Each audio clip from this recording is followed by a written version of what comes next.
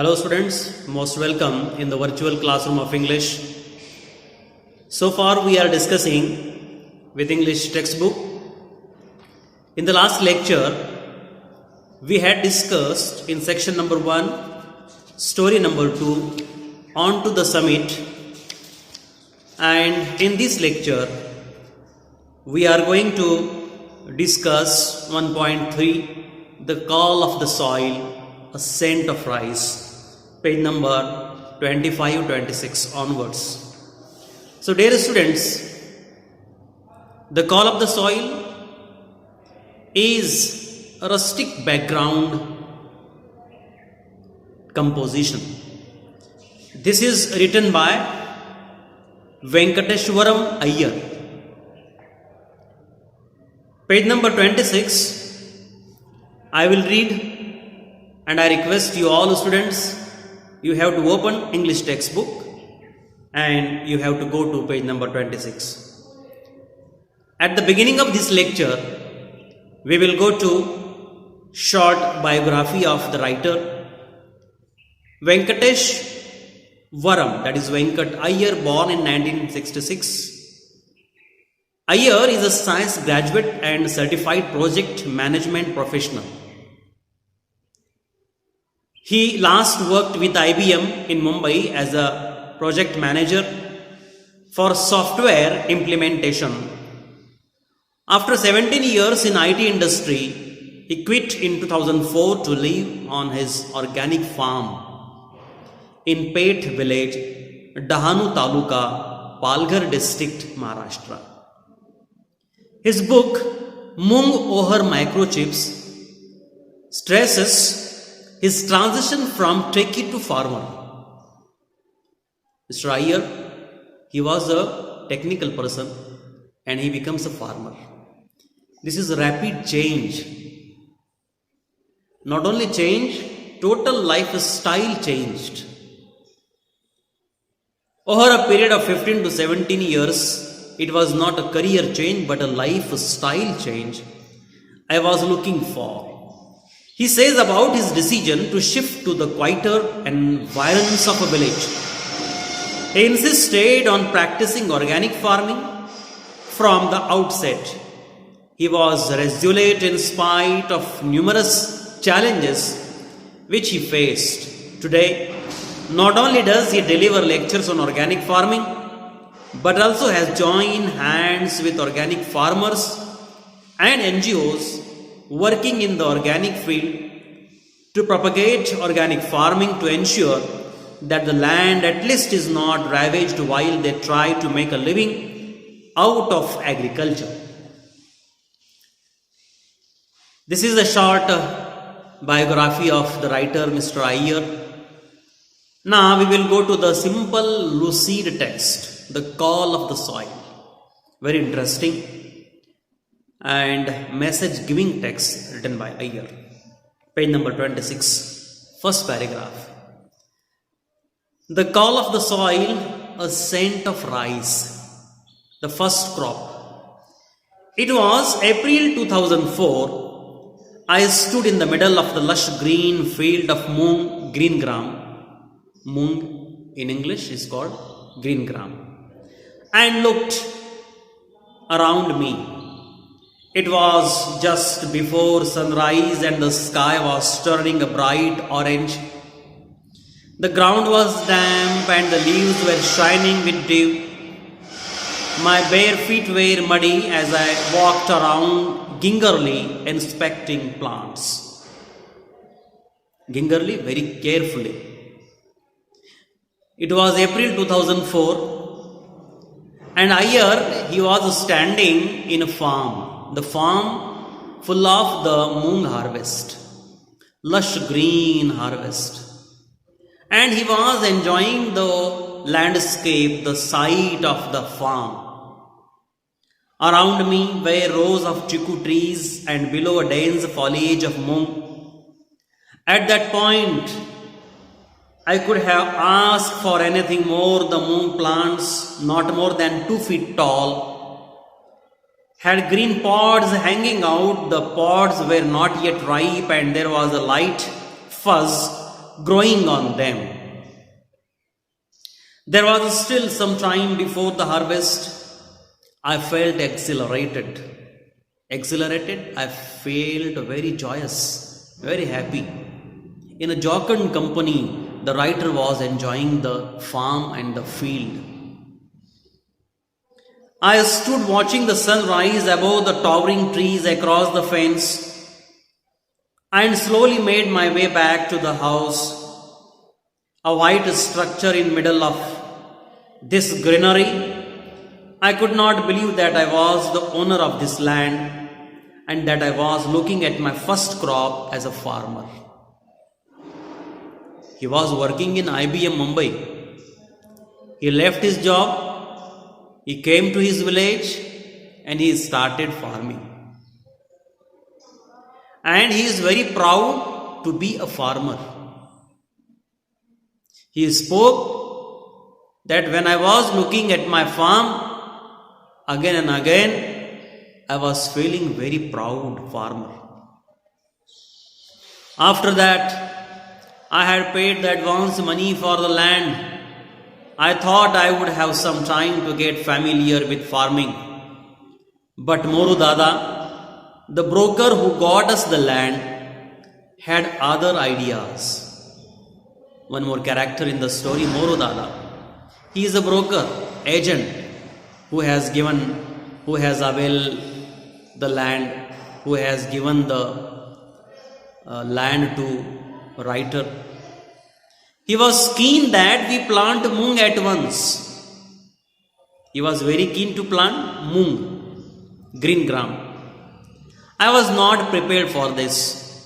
I was still reading books and trying to figure out what we could sow and how we should go about it.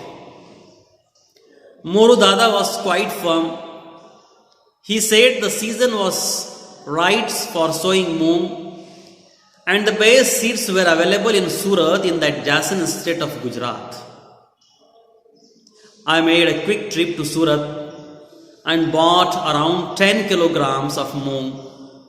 Moru Dada rented his tractor to plough the land and quickly planted mung all over the place. And the writer said, I purchased the land. Moru Dada, he rented me his tractor to cultivate the land.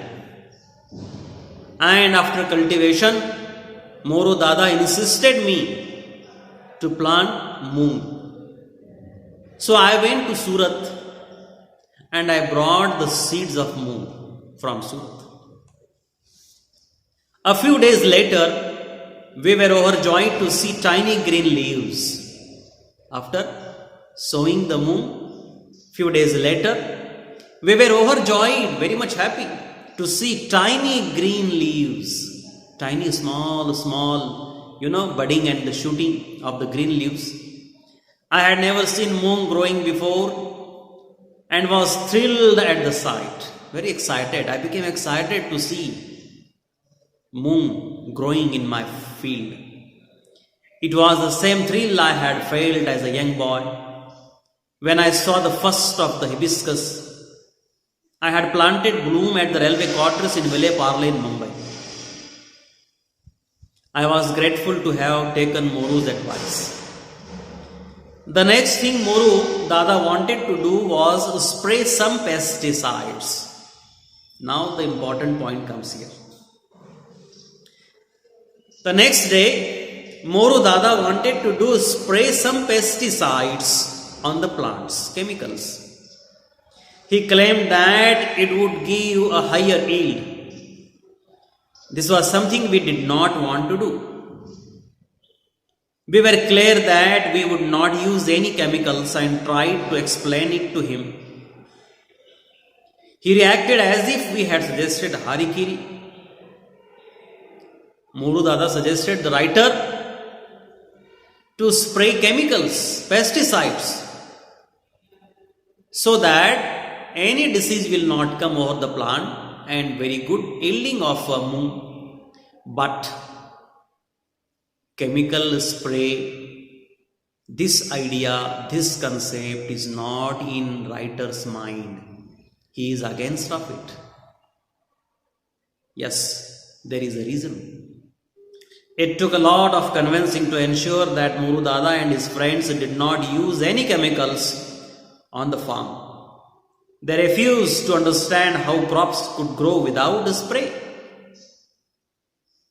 Contrary to what everyone had told us, nature did her job and she needed no bribes to get the work done. Soon it was harvest time and we managed a respectable 300 kilograms. An awful lot of moong and with it a lot of confidence. Now, I was certain the land was fertile and that it was possible to grow crops without chemicals. It was a major morale booster. The writer did not use spray and chemical sprays. In organic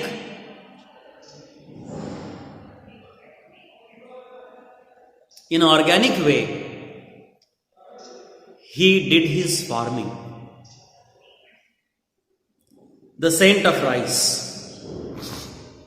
One experience he shared about moong, that he cultivated the land and he sieved moong and he got 300 kilogram moong without using chemical spray. Now next idea in the writer's mind, the scent of rice. Another crop he is going to take in his farm, that is rice. See what about rice, he says.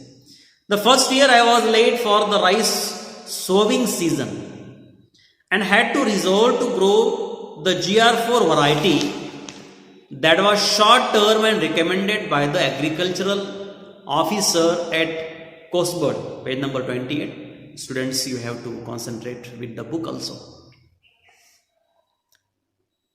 The next year we decided that we would start early and try to find some good traditional variety of rice to grow.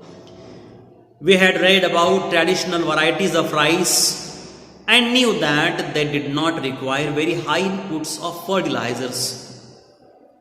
These varieties were also quite strong and resisted pests. We were sure that it was this type of rice that would grow well in our farm where we did not use any chemicals at all.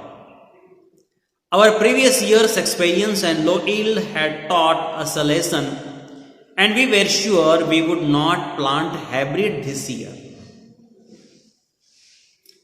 So, one thing is that in writer's mind he is going to take harvest of rice. And another thing, he want to sow desi variety of rice and not hybrid. And third thing, he is against of using chemical pesticides. So let's see. In April 2005, we started to look for a good variety of traditional rice. It was one of our neighbors in the village, a businessman from Mumbai who owned land, who suggested that we plant a local scented variety of rice. Most of the farmers in and around the village of Pet had switched over to hybrids. The younger generation of farmer thought I was crazy to ask for the desi variety, as they called it. My regular visits to the villages around searching for good traditional variety also did not yield any result, and we were almost giving up hope. All the farmer in writer's village, they are sowing hybrid variety of rice everywhere. But writer is very perceived. The writer is very, adamant to sow desi variety of rice. And he is searching in every village, in nearby areas, in adjacent parts. I decided to give it to one last try and spoke to Baban's father and some other elders. After many meaningful conversations, they mentioned the name of Kasbai. After searching and after meeting people, after visiting villages, after discussion over with experienced farmers, and meeting with some elders, they mentioned the name of Kasbai. Kasbai is a desi variety of rice. Kasbai is a traditional long grain rice variety which has a distinct aroma. Aroma means a smell. It has a smell. Though much milder than basmati, we are having varieties of, Dawat, India Gate, we are making biryani. So, longer rice we are using basmati, ghansal, ajra ghansal, varieties of rice having aroma. It's a long duration crop and most of the older people remembered growing it years ago. But they all shook their heads when I asked them about the seeds and told me that it had disappeared. It had disappeared. Some people said that Kasbai variety is not available. This variety of rice is disappearing. It is not available. The tales of Kasbai made us more determined to get it. We decided that if we did manage to get some seeds, this would be a great rice to grow. I thought the government may know something about it. A visit to the agricultural officer was enlightening. He had not even heard of this rice variety. He said the villagers were taking me for a ride and there was no rice by this name. He rattled off the names of a number of latest hybrids and even offered to give me some of them free of cost for a trial. Cursing myself for wasting time with him, I moved on to the next destination. So writer is searching Kasbai variety of rice. And for that reason, he made an agriculture officer. He asked him about this variety. But agriculture officer was also helpless to support him, to help him. He also doesn't know about this one. This time it was the Adivasi Mahamandal at Kasa, which buys rice from Adivasi villages on behalf of the government. Kasbai did not figure in their files. A good indication why people did not grow it anymore. The market itself did not recognize the rice. So if you grew it, you would not be able to sell it. However, the officer in charge here had more knowledge of rice and did remember Kasbai being sold to him a few years ago. That officer told, if you are going to sow this one variety, desi variety Kasbai, you will not get more money, more market available. So he shared his experience. So when in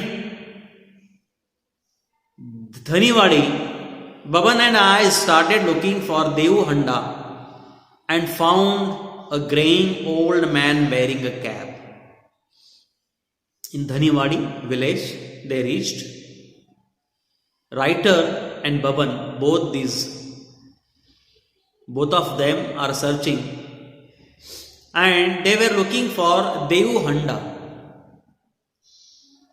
One old farmer, elderly farmer, and found a graying old man wearing a cap, sitting outside his house on charpai, an ex-sarpanch of the village. He had acres of land, a huge house and a large family. After exchanging the usual pleasantries, we came to the topic of Kasbai. Pleasantries. We talked, how are you? How is your family? He asked about how we are and for what reason we came.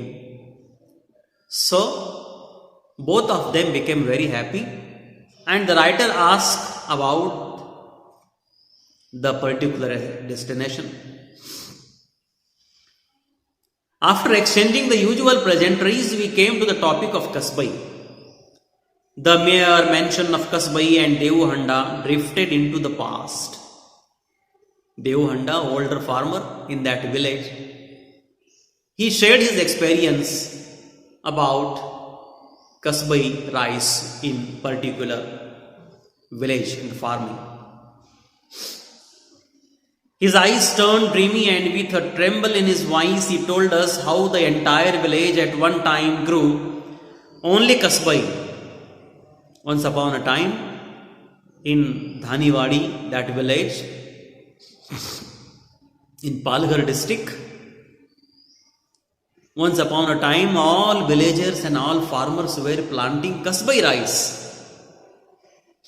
He said there was a time when people passing our village during lunch time would be forced to stop and ask for meal. Aroma spreading, and stranger and passerbys, they were asking for meal. They were resting in the village. They were asking for the rice. Such was the alluring aroma of Kasbai. Tantalizing aroma, alluring aroma. Smell of the particular Kasbai rice spreading to every home and every doorstep. People used to be attracted. This was the great variety.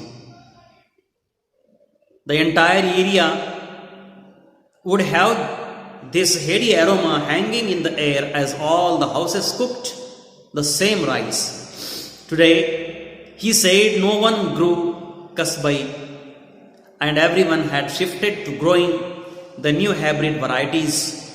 He claimed he had to force himself to eat this rice that was so insipid.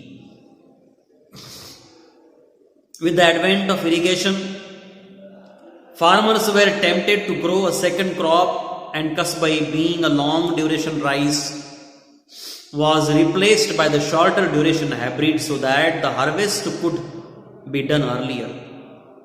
This ensured that the farmers could take up a second crop. So this was Kasbai, long duration crop, 6 months. Half year farmers were waiting for this crop.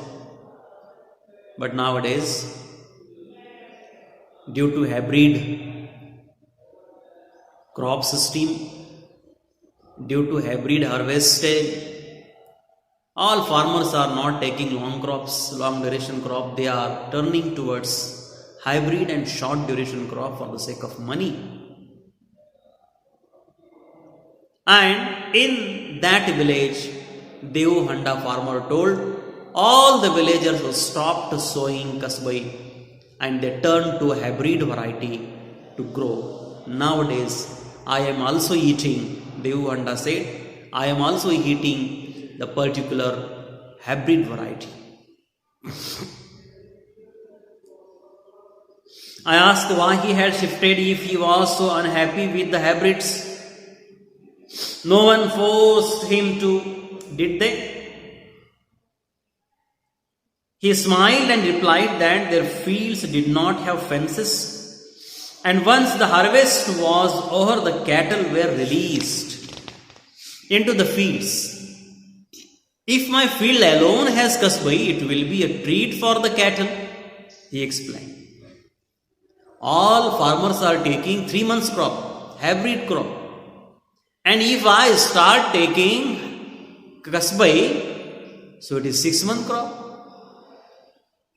And since there is no vegetation in farming, in everybody, in every village's farm, so cattle will come and they will eat my Kasbai rice. So that's why I also stopped. Sometimes we have to fall in line with the community, he lamented. Hybrids need more water, fertilizers and pesticides. hybrid seeds need more water, fertilizer and pesticide. He said that yields were good initially but of late had reduced a lot. Besides, he said that each year they had to increase the quantity of urea and pesticides they used. There, farmers are using chemical spray and urea. Besides, he said that each year they had to increase the quantity of urea and pesticides they used. It was as if the newer hybrids had an insatiable appetite for chemicals. He told us that even when there were flash floods in the 60s, Kasbai had stood its ground. He fondly remembered how the rice was still standing when they all returned to the village after the floods had receded. Such was the strength of the rice, but look what we have done, he raved. So, Devu Handa exchanged his experiences with the writer. Because all people have started using and doing and sowing hybrid, so that's why Devu Handa told he stopped growing kasbai. As he went on remembering about the rice, we gently guided him back to the reason for our visit, the kasbai seeds. And at this particular point, after listening the story of kasbai, the writer told his main intention to visit that he need some kasbai seeds. The kasbai seeds, he was sure that there was not a single villager in his area who would have the seeds of kasbai. According to him, the only people who still grew it were the Adivasis in a hamlet at the foothills of the mountains in the next village, Asarwadi.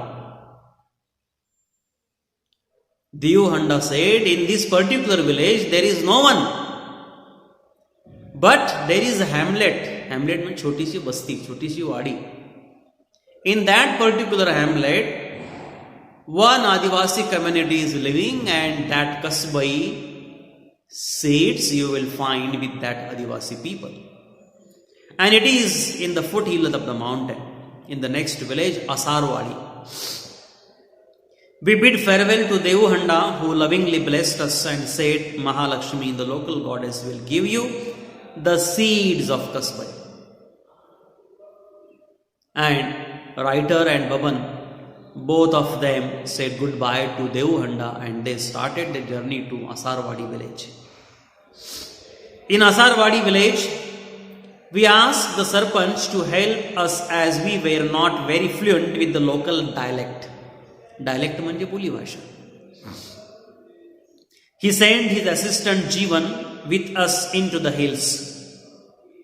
After half our walk through thick vegetation, crossing numerous streams and ditches and scrambling over rocks and gravel, we reached the sleepy hamlet of Boripada. There were just two ramshackle houses. रॅमशॅकल खराब अवस्थेत, अतिशय जुनाट आणि खराब अशी दोन घरं होती त्या ठिकाणी. There were just two ramshackle houses in front of us, and we wondered if this was the right place. A wrinkled old woman sitting before one of the houses looked at us with curiosity. As we approached her, we signaled to Jeevan to ask the crucial question. She muttered in reply, and we looked at Jeevan for a quick interpretation. He broke into a smile and informed us that she did have the rice and wanted to know who we were and why we wanted it. Finally, the writer's search and longing reach to destination. That translator they have got Jivan, and Jivan is interpreting the dialect of Adivasi people to the writer and writer's dialect to the old woman. And Jivan told why these people have come here to visit you, and they are demanding kasbai, desi variety of rice. And in this way, the old woman said, yes, she is having kasbai, but who they are and for what reason they need it? She asked the question. It was a difficult task to keep a straight face and had to control a strong desire to hug her. After searching for months, we had found the elusive kasbai. Elusive, difficult to achieve. अतिशय अवघड गोष्ट आम्हाला सापडली. Elusive kasbai. We explained to her that we were from Peth nearby and we needed the seeds to grow it. We asked for 10 kilogram of rice. Writer said, we asked for 10 kilogram of rice. She muttered and scowled. Jivan interpreted that she had never heard of Peth village and also did not have a weighing scale. She was willing to give the seeds only in baskets. We asked for a single basket of rice and Jivan told us to pay her something. I handed over a 100 rupee note, and for the first time in the last 10 minutes her face broke into a smile. She nodded her head in approval. There is no weighing machine, no weighing apparatus. And in this way, she offered one basket of rice seeds, kasbai rice seeds. And the writer gave 100 rupee note. That old woman became very happy, and in this way she nodded her approval to give kasbai. Last paragraph. As we walked back against the fading sunset, leaving behind a smiling old lady, I couldn't help but wonder that here, nestling in the foothills of an unknown mountain away from the hustle and bustle of the road or the city, were the real people of India. These were the people who still held on to the rich biodiversity of our land, and no one even cared about them. They had never heard of hybrids, fertilizers or pesticides. They just grew their rice and ate what they got. The old lady we met had probably never left Boripada. Her world was unspoiled by progress, and for once I was grateful for that. Venkataiah. And finally, Venkataiah, the writer of the story, got kasbai, desi variety of rice from an Adivasi woman in Boripada village in Hamlet near Asarwadi. So, this is the journey of writer to find out desi variety of rice that is called kasbai. And this is perseverance, we can say, to do organic farming, ज्याला आपण सेंद्रिय शेती म्हणतो. He is neither using urea nor chemical spray. He is not interested to do this inorganic farming. He is very much interested to do the organic farming, and that's why the call of the soil, the title is having a great message. It is the need of the day, that for the sake of people of India, for the sake of people of Maharashtra, we all farmers once again must do organic farming, organic cultivation, and it is better nutritional factor for people who are eating rice. all food grains, all harvest, all the crops we are taking, it should be organic. This is the writer's message. Actually, writer was working in IBM company with a big salary, but he left the particular job and came in his village Pet in Dahanu Taluka in Palghar district in Maharashtra, and he started doing farming. This is a great change. This is a great migration. It is not so easy. We are having our farms, but we are not going to farm. We are taking inorganic farming. We have become money minded. We need short duration crops. We have rejected long duration crops. So being farmer, this is Venkat Iyer's message to every farmer, that I can also do farming from a technical person to a good agriculturist. A farmer who is doing organic farming, this is the call of the soil. Matichi Hak. This is the time. This is the call. This is an opportunity that every farmer, you are having your farm, you are having your land, you are having your field. After become educated person, you also can be a successful farmer. So this is the need of the day in this pandemic situation, in the crisis. Farmer was the only person, he was very happy and working all the time in farm. Everybody were locked down, but farmer was in his farm. Farmers were very happy. He was playing with the soil. He was indulging with the soil. He was applying soil to body, and the soil was protecting the farmer's body.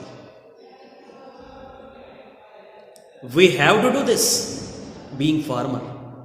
You know, Israel is the country in the world which is having 50% part desert, but even nowadays the topmost country in agricultural field.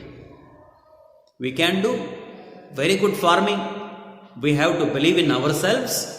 Writer has given his example that a technical person who was working in IBM, he stopped doing job and he returned to his village, he migrated, he settled, and he became a farmer. And farmer of organic farming, this is the great achievement, and he has done this particular. So page number 26 to 31, the story. Now activities are given on page number 31, on 32 and 33 and 34. These activities, students, you have to do. Yes.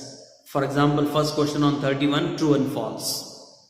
I have read, I have explained the story. It's very easy.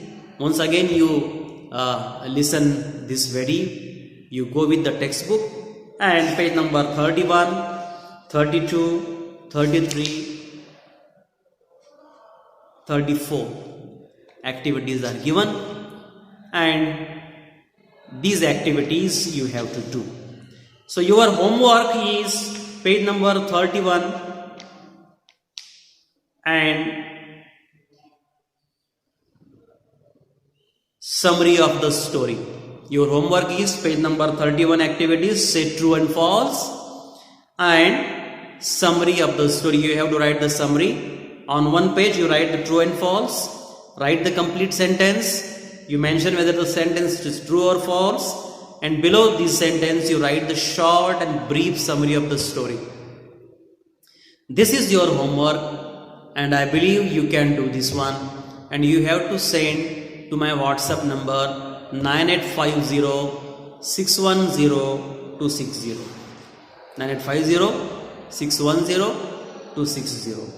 So you have to do page number 31 true and false, and summary, that is a homework, summary of the story, and all activities you have to write in your English notebook, that is separate classwork notebook. You have a file that you have to do properly. So this is a very fantastic, simple, lucid and rustic background story. Once again, you 2 times, 3 times you listen the video and go to the textbook, and you have to send your homework by before 8 p.m. so that I will check. Thank you. Very soon we will meet in college. I think we are going to open. We are going to call you very soon. Let's see what happens. Till then, namaskar.